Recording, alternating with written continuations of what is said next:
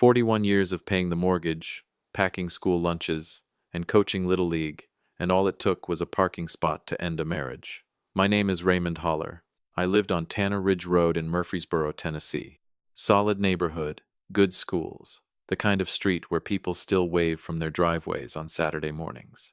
I drove a 2018 Chevy Silverado, nothing that turned heads, but it started every morning without complaint, which, looking back, described me pretty well too. I worked out at the Rutherford County Water Authority, facility maintenance supervisor, the man responsible for making sure 180,000 people in Middle Tennessee had clean water coming out of their faucets every single morning. Not the kind of job that gets you invited to speak at conferences. Perfectly essential, government pension, full family health coverage, home by 5:45 every evening. I chose it deliberately. My wife, Diane, drove a leased 2024 Lexus RX 350, pearl white, heated seats, the kind of car that costs more per month than most people's rent. We were not the same kind of people anymore. I just hadn't said it out loud yet. When Diane and I married, she was 34 and in genuine crisis. A failed photography business she'd poured 7 years and $68,000 into. Credit cards maxed. A lien on her car. 2 delinquent accounts and collections that showed up every time she tried to do anything requiring a credit check. She couldn't rent an apartment in her own name. The debt wasn't from irresponsibility exactly. It was from trying, from believing something she built would work, and I respected that about her even when the numbers were catastrophic. I was 38, 18 years into a career at the Water Authority, with a 401k that had been quietly growing since my late 20s, and a savings account I had been disciplined about since the day I started working. I liquidated it. Every cent, paid the collections, cleared the card balances, settled the business debt in full. No ceremony, no announcement. I handed her a single sheet of paper at our kitchen table 2 weeks before our wedding. 0 balances across the board. She put her hand over her mouth and didn't speak for almost a full minute. When she finally did, all she said was, "Raymond, who does something like this?" "Someone who's all in," I told her. That was the last time Diane Holler looked at me like I was the most important thing in a room. About 14 months into the marriage, I was passed over for a county supervisor position that would have meant a significant raise in a downtown office. The man they promoted had less seniority but a graduate degree I didn't have. Timing-wise, this landed the same month Diane got her first real break, a salaried position as a marketing coordinator at a healthcare firm in downtown Nashville, $61,000 a year. I made a decision. Instead of going back to school nights and chasing the next rung, I held steady. I was already the one handling the house, the yard, the vehicles, the insurance renewals. We had talked about children. I wanted to be present for them in a way my own father never was. So I stayed where I was, kept the stable hours, and told myself we were building something together. The house on Tanner Ridge Road went into my name alone. My credit, my savings for the down payment, my signature on the deed. Diane sat next to me at closing and squeezed my hand. "Our house," she said. "Our house," I agreed. I meant it completely at the time. Welcome, friends. Get comfortable. I've been sitting on this story for a while, and it's time to tell it. Go ahead and hit that like button and let me know in the comments where you're watching from. I promise you, this one is worth staying for. Here's what nobody prepares you for, about a slow unraveling. It doesn't happen all at once. It happens in layers, so gradual you keep telling yourself you're imagining it, right up until you can't anymore. The first 10 years were genuinely fine.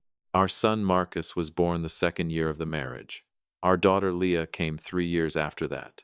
We grilled out on summer evenings, drove up to Natchez Trace on long weekends, sat in the school gymnasium for every spelling bee and every band concert regardless of the hour or the parking situation. Diane was a dedicated mother in those early years. I will say that honestly and without reservation.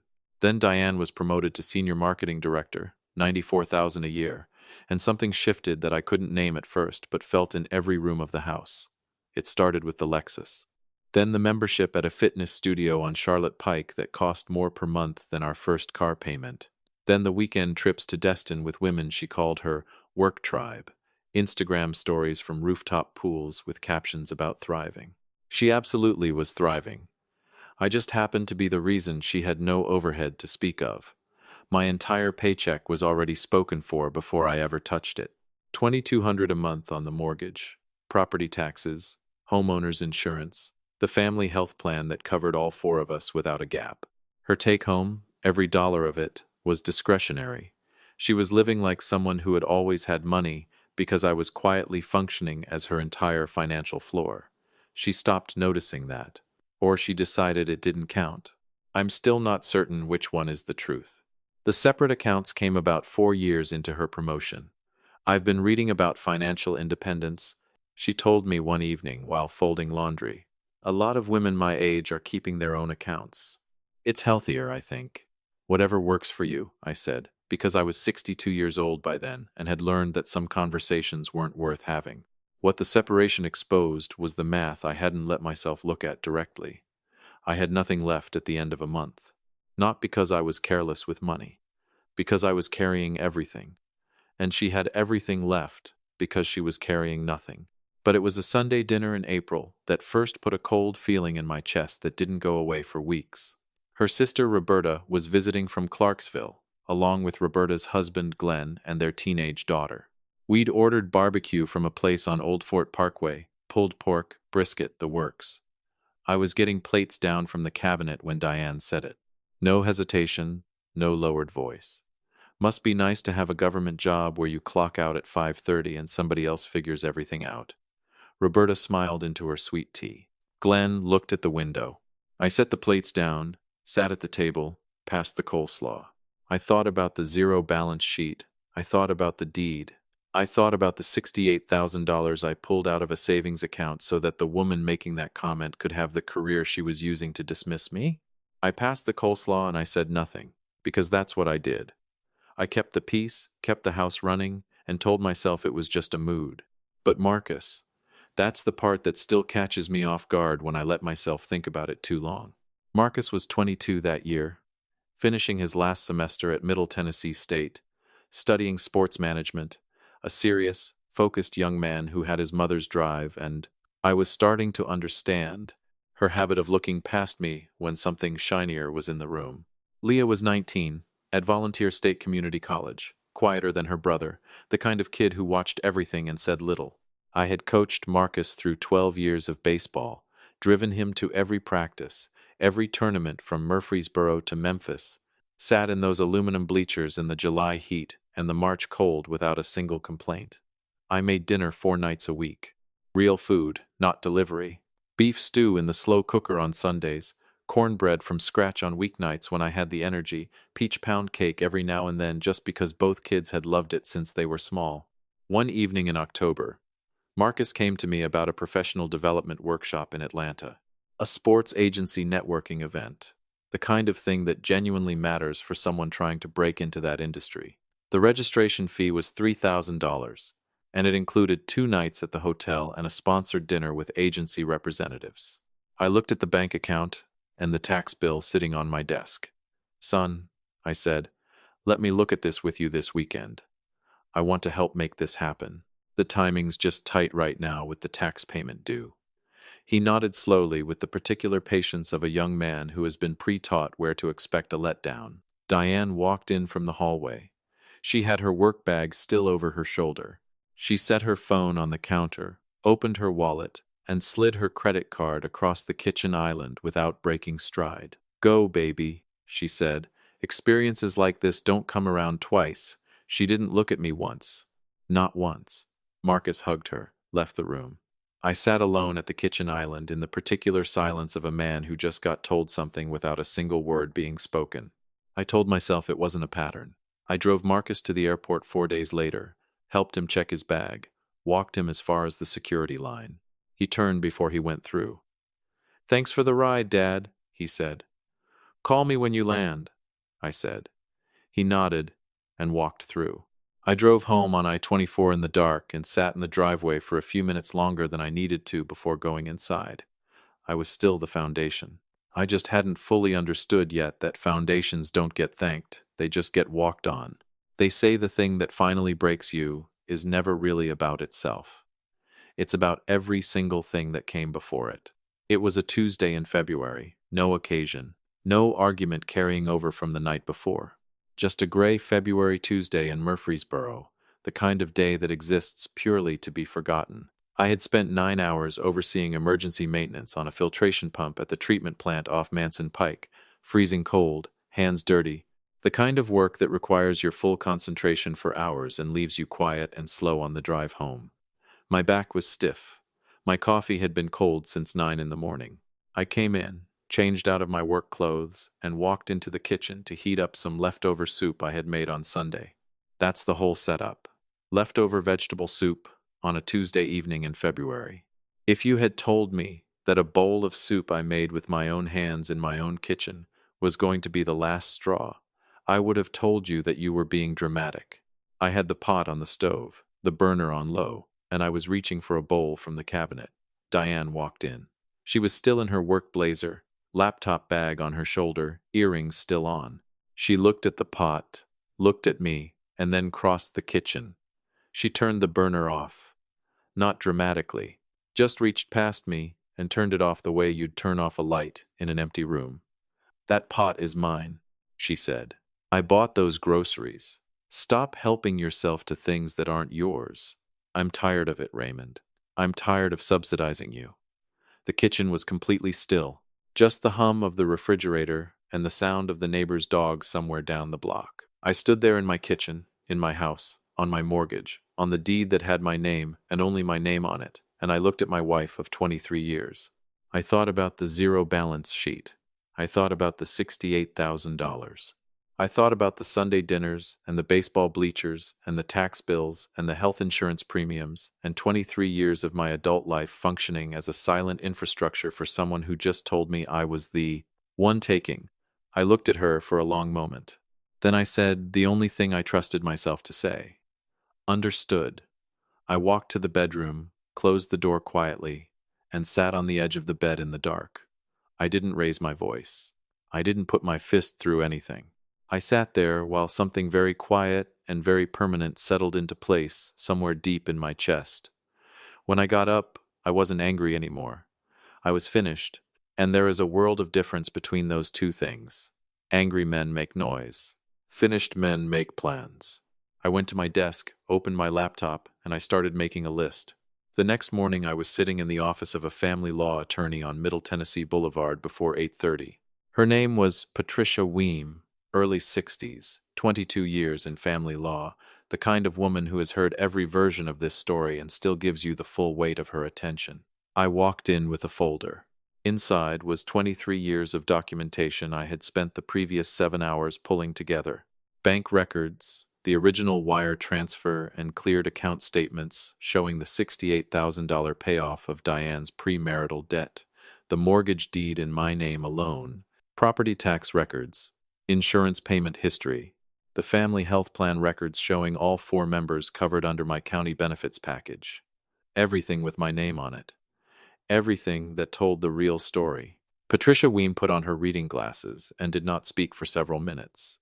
Then she set the folder down on her desk and looked at me. "Mr. Holler," she said, "do you understand what this documentation actually represents?"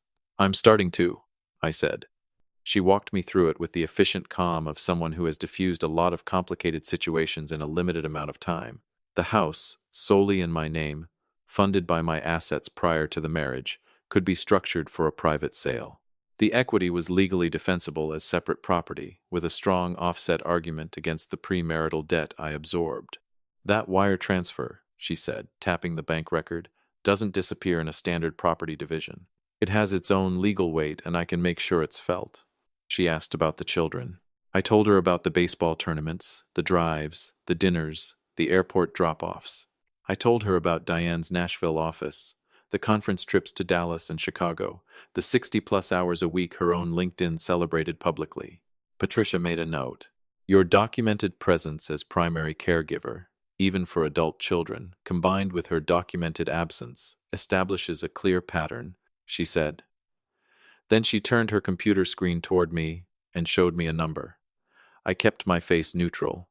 Inside, something shifted that I can only describe as an equation finally balancing after a very long time being wrong. That's what the court calculates she owes you, Patricia said. Monthly. I nodded slowly. What do you need from me? I asked. Patience, she said. Can you go home tonight and behave exactly as you have been for the next several weeks? I've been doing that for over 20 years, I said. A few more weeks won't be a problem. She looked at me for a moment. Then let's begin. Here's what nobody tells you about executing quietly. The hard part isn't the legal work. The attorneys handle the legal work. The hard part is going home every single evening and acting like the world is exactly the same as it was before. I did it for 6 weeks. I drove to work, came home, made dinner, paid the mortgage, kept the insurance active, went to bed. Normal. Steady. I attended Leah's spring recital at Volunteer State and sat 4 rows back and clapped louder than anyone around me. Afterward, she found me in the lobby and said, "You didn't have to come all the way out here, Dad." "I know," I said. "You were wonderful." She smiled in that careful way she had and went back to her friends. I drove home on I-24 in the dark and told myself she'd understand one day. I told myself that until it almost felt true. Meanwhile, things were moving on the legal side exactly the way Patricia said they would. By week 4, an emergency pre-filing motion had been granted. Because I was running a structural monthly deficit maintaining our household while Diane accumulated discretionary income, the court quietly approved a conditional authorization for a private property sale. I found a buyer through a real estate investment group. 30-day close. Clean transaction. I found an apartment in Smyrna, 10 minutes from Tanner Ridge Road. Same county, same everything. 2 bedrooms, good light, quiet building. I put down the deposit on a Wednesday afternoon. That evening, while Diane was upstairs on a work call, I packed the first bag, methodically, quietly. The things that were mine before any of this started. I staged everything in the back of the hall closet behind the winter coats. Standing in that closet with a duffel bag full of my own life, I felt something I hadn't anticipated. Not grief, not fury, relief. The specific, exhausted relief of a man who has spent 23 years waiting for someone to see him clearly and has finally decided to stop waiting. Now, Diane's birthday was March 22nd. She had organized the celebration herself. 22 people, family, and close friends. A catered brunch at the house. Her mother, Loretta, was driving up from Shelbyville. Roberta and Glenn were coming from Clarksville. Cousins, neighbors, the whole assembled crowd gathered to celebrate her recent promotion to regional marketing director, which landed 3 weeks before her birthday, and which she had announced on social media with a professionally taken photo and a caption about leveling up. She mentioned the party to me twice in passing, both times while looking at her phone. I listened. I told her it sounded wonderful. She had no idea how much I meant that. I had one thing left to prepare. I found a gift box, wide and square, wrapped in deep navy paper with a silver ribbon, the kind of packaging that signals real intention. Inside was a document folder, 2 inches thick, secured with a rubber band. I wrapped it at the kitchen table on a Saturday afternoon while Diane was at the Brentwood Galleria with Roberta. I creased every edge. I tied the ribbon until it sat exactly right. I set it on the shelf in the closet above my bags and looked at it for a moment. Happy birthday, Diane. I want you to understand something before we get to March 22nd. I did not do what I did because I was angry. I was past anger by a considerable distance. I did it because a woman stood in my kitchen, the kitchen in the house I built, and told me I was subsidizing myself. So I decided to take her completely at her word. Some men wait their whole lives for justice. I scheduled mine for a Sunday morning in March. March 22nd arrived the way all genuinely consequential days do, completely ordinary on the outside.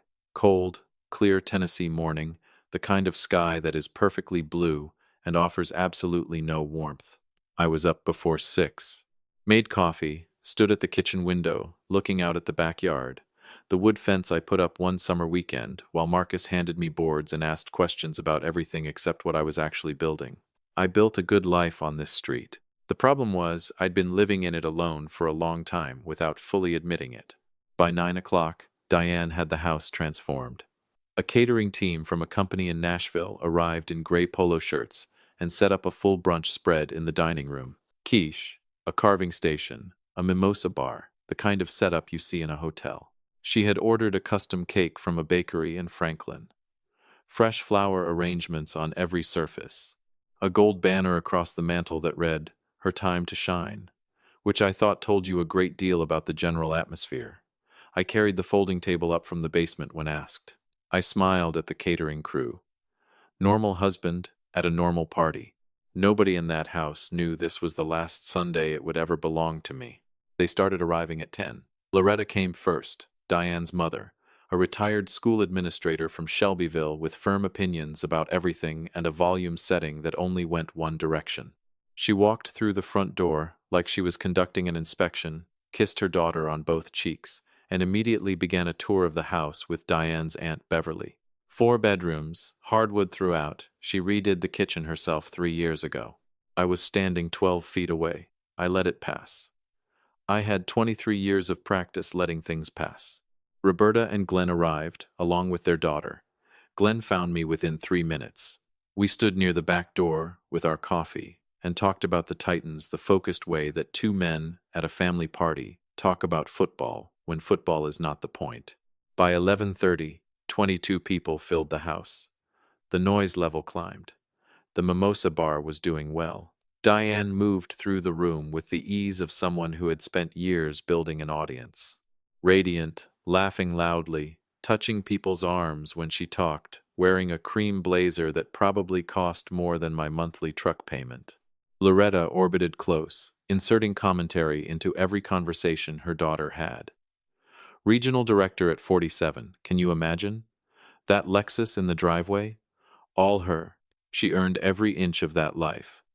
I watched from across the room, quiet, patient, a man with nothing left to prove, and a folder in a navy box sitting on a shelf in the hall closet. Marcus was there, home from Nashville for the weekend. He stood near the dining room with his phone, the familiar posture of a young man at a family event he did not fully choose to attend. Leah was beside her cousin near the window.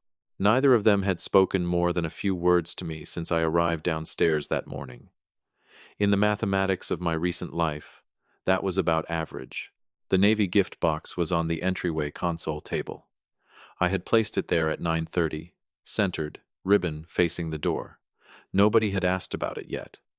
Good things come to those who are patient. They sang at 11:45. Someone dimmed the lights. The cake came out with candles, and 22 people crowded into the living room doorway with their phones raised. I stood at the back. I sang too, quietly. Happy birthday to you. Diane closed her eyes during the song the way people do when they want to be seen savoring something. She had built her whole sense of herself around moments like this one. Being witnessed, being the center of something significant. I thought, enjoy this, Diane. You have about 45 seconds left of the life you think you have. The song ended. Applause. Someone called for a speech. She laughed and waved it off with the practiced modesty of a woman who absolutely wanted to give a speech. I stepped forward from the back of the room. I was carrying the navy box. The room noticed before she did. 22 people tracking the husband who had been furniture all morning, suddenly walking to the center of the living room with a beautifully wrapped gift. Glenn caught my eye across the crowd. Something in my expression made him set his mimosa down slowly. Good instincts, Glenn. Diane turned and saw the box. She looked at Roberta. A small, involuntary smirk. Let's see what he put together. She took the box, held it for the room a moment, set it on the coffee table. She pulled the ribbon. She removed the paper carefully. She lifted the lid. For about 4 full seconds, she simply stared at the contents. The brain doing that particular thing where it receives information clearly and refuses to accept it. Then the color left her face. Not gradually. All at once. Like a light switched off. She lifted the top document with 2 fingers. The divorce petition. Below it, the sole property motion. The emergency authorization for the private sale. The signed purchase agreement from the investment group. The escrow account documentation. And resting directly on top of the final section, circled in red ink by Patricia Weem, the monthly support calculation the state of Tennessee had run based on the income difference between Diane Holler and her husband. Payable by Diane. Starting the following Friday. The room was completely silent. Then Loretta leaned over her daughter's shoulder and read enough to understand what she was looking at. and the room was not silent anymore. On her birthday? Are you serious? Loretta's voice went straight to the top of its register. In front of her entire family? What kind of man does this? You have always been resentful, Raymond. You have always been threatened by her success, and now you want to punish her for it, on her birthday? In her own home? I turned and looked directly at Loretta. I gave her one calm, level look. Loretta, I said, my voice carrying cleanly through the quiet room, you spent years telling anyone who would listen that your daughter carried this family. Now she gets to do exactly that. Her first payment to me is due Friday. Loretta reached out and grabbed the back of the armchair beside her. She had nothing left to say, and her body knew it before her mind did. I turned away from her. I looked at my children. Marcus had put his phone in his pocket and was standing completely still in the doorway between the dining room and the living room, reading the room the way athletes read a field, fast and instinctive. Leah was beside him. Her cousin had stepped back. She was looking at me with an expression I had never seen on her face before. Not embarrassment. Something closer to the first moment of genuine comprehension. I looked at both of them and I spoke, not loudly. The room was quiet enough that every word reached exactly where I intended it to go. For years, you have both been taught to look past me, to see what I was not rather than what I was doing every single day. What your mother never found a reason to tell you is that before either of you were born, I liquidated my entire savings account, $68,000, to clear her debt so she could have the career you just watched 20 people celebrate for the last 2 hours. I chose a county job with a lower salary so I could be the parent who was actually there. The one who made your dinners, drove you to practice, sat in every bleacher, in every gym, in every weather, and showed up to the things where you told me to stand in the back. Leah made a small sound. Marcus's jaw tightened in a way that told me the words were finding somewhere real to land. My paycheck paid the mortgage that put a roof over this family every month for 23 years, while my account ran to zero and hers ran to Nashville and Destin and a Lexus nobody needed. I paused. Then I looked at Diane. She was gripping the edge of the coffee table. The document folder was open in front of her. She was not crying. She was somewhere past that, in that hollow, exposed place where there is simply nothing left to perform for. 6 weeks ago, right here in this house, you turned off my stove and told me I was subsidizing myself. You told me to stop helping myself to what was yours. So I did. I took my name off your life. I sold my house because it was my house, Diane. It was always my house. And the equity is in a court escrow account being applied against the $68,000 of debt you brought into this marriage. The debt I cleared so you could have the career your mother has been announcing to this room all morning. Since your income is considerably greater than mine, the family court ran the numbers and you will be sending me a check beginning this Friday. The house will be transferred to the new buyers by end of month. I would start thinking about what fits in the Lexus. I looked at her one last time. Happy birthday, Diane. I walked down the hallway. My 2 bags were in the closet exactly where I had left them, behind the winter coats, packed and zipped and ready. I pulled them out and set them by the front door and put on my coat. The house behind me was a specific kind of loud. Loretta's voice, someone else crying softly, the catering crew standing motionless beside the mimosa bar with the professional stillness of people who have been trained to be invisible and are failing at it right now. I stood at the front door and I waited. 15 seconds. 30. Then I heard footsteps. Leah came around the corner first. She had her jacket and her bag and her eyes were red, but her chin was level. She stopped in front of me and looked at me for a long moment. The recital last spring, she said, when you came by yourself and sat 4 rows back. Yes, I said. She nodded once, very slightly. Then she walked to my side and stood there. Marcus came around the corner 20 seconds later. He was quiet, hands in his jacket pockets, looking at me the way he used to look at me when he was 8 years old and needed me to tell him something was going to be all right. He didn't say anything. He just walked to the door and stood with his sister.